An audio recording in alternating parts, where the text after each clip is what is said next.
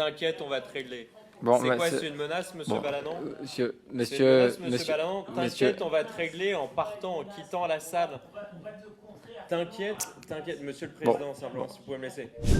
Encore une journée compliquée pour la commission d'enquête sur l'audiovisuel public. En pleine audition des dirigeants de la société de production Media One, le député MoDem Erwan Balanant et le rapporteur UDR Charles Aloncle sont entrés en confrontation. Merci. Bon, on s'en reparle. Bon. Merci beaucoup. On va laisser monsieur le rapporteur, monsieur le député. On va te régler, dit Erwan Balanant à mon propos.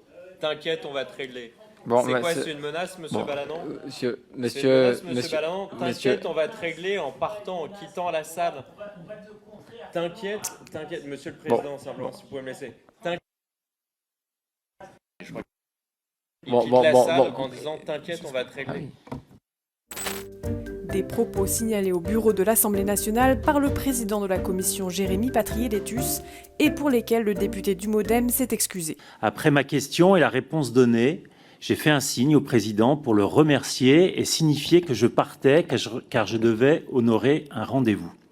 Monsieur le rapporteur, vous avez fait alors un geste que j'ai sûrement, je l'espère, mal interprété et que j'ai trouvé obscène et irrespectueux à mon égard. Monsieur le rapporteur, j'espère avoir mal interprété votre geste et je vous demande simplement de ne pas déformer ou surinterpréter les propos qui ne concernent le fond que le fond de nos débats. Et vous le savez, je sais que vous le savez. Dans ce cas, monsieur le rapporteur, si vous pouviez m'écouter, je n'ai aucun problème à vous demander de m'excuser de vous avoir interpellé en sortant. Quelques heures plus tard, nouvelle audition, nouvelle embûche. Les députés devaient ensuite auditionner les actionnaires de Media One, Xavier Niel, Jérôme Nomé et Mathieu Pigasse, sauf que Xavier Niel a posé un lapin de dernière minute aux députés, ce qui a particulièrement irrité le président de la commission. À 13h59 aujourd'hui même, le secrétariat de M. Niel nous a fait savoir que celui-ci était indisponible en raison d'un empêchement urgent, impossible à différer et indépendant de sa volonté.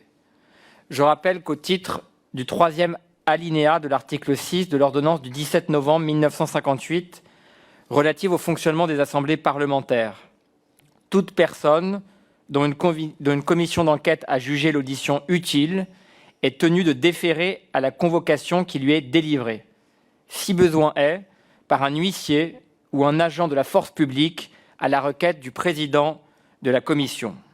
De fait, sauf cas très exceptionnels, décès d'un proche, hospitalisation, une personne dont l'audition a été prévue ne peut s'y soustraire. L'audition doit à nouveau être programmée fin mars, après une pause des travaux parlementaires pendant la période des élections municipales.